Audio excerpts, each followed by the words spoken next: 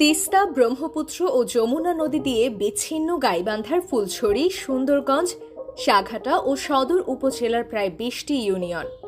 পানি না থাকায় চরাঞ্চলের এসব এলাকা এখন ধুধু মরুভূমির মতো বালুচর। এসব দুর্গম চরাঞ্চলে নেই চলাচলের রাস্তাঘাট। মাইলের পর মাইল বালুপথে পায়ে হেঁটে বিভিন্ন স্থানে যাতায়াত ও তাদের উৎপাদিত কৃষিপণ্য নিজের ঘাড়ে কষ্ট করে আনা নেয়া করতে হয়। সম্প্রতি ঘোড়ার গাড়ি বদলে দিয়েছে চরাঞ্চলবাসীর চিরচেনা সেই দুর্ভোগ। ধুধু বালিচরে সারি সারি ঘোড়ার গাড়ি চলছে চরাঞ্চলের বিভিন্ন এলাকায়। নৌকার আদলে দুপারের মানুষ পাড়ি দিচ্ছে ঘোড়ার গাড়িতে।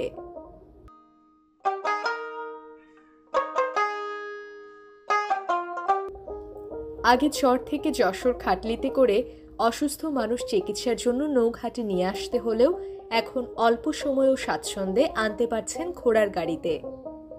কৃষকরা তাদের উৎপাদিত ফসল জমি থেকে তুলে বাড়ি ও উপজেলা সদর সহ হাটবাজারে বিক্রি করার জন্য নদীর ঘাটে নিয়ে আসছেন ঘোড়ার গাড়িতে করে।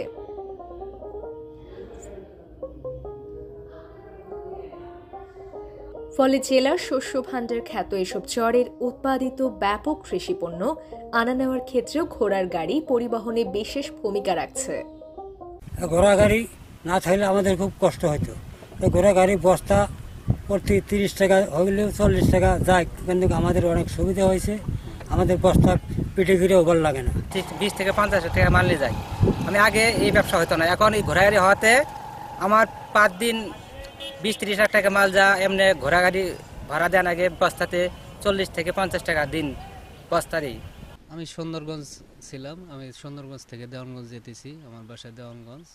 এখানে তো শুকনা মৌসুমে আপনার নৌকা নাই, আপনার ঘোড়া গাড়িটাই আমাদের পথ চলার একদম মাধ্যম।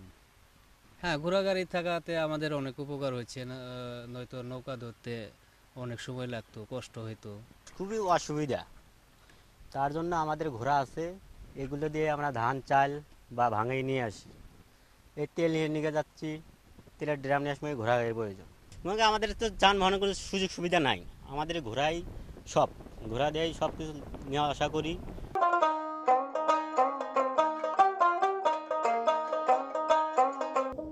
ঘোড়ার গাড়ি যোগাযোগে জনপ্রিয়তা পাওয়ায় এসব ঘোড়ার গাড়ি চালিয়ে স্বাবলম্বী হয়েছে প্রায় কয়েক শতাধিক পরিবার।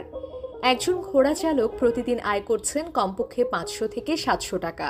মনে করেন যে এই যে আমরা যে পরিশ্রমটা করতেছি, মনে করেন যে টিপ প্রতি 500 টাকা করে হয়, ঘোড়ার পাশে দেন আগে 200 টাকা, আমাদের টিকে 300 টাকা। এই ঘোড়া দিয়ে আমার দিন গেলে 4 থেকে 500 টাকা ইনকামাই হয়, কিন্তু ঘোড়া খাওয়াতে মানে অনেক টাকা যায়।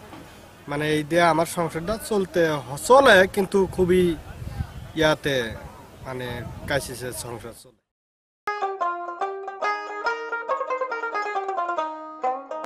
জেলার 165টি চরে প্রায় 5 শতাধিক ঘোড়ার গাড়ি চলাচল করছে।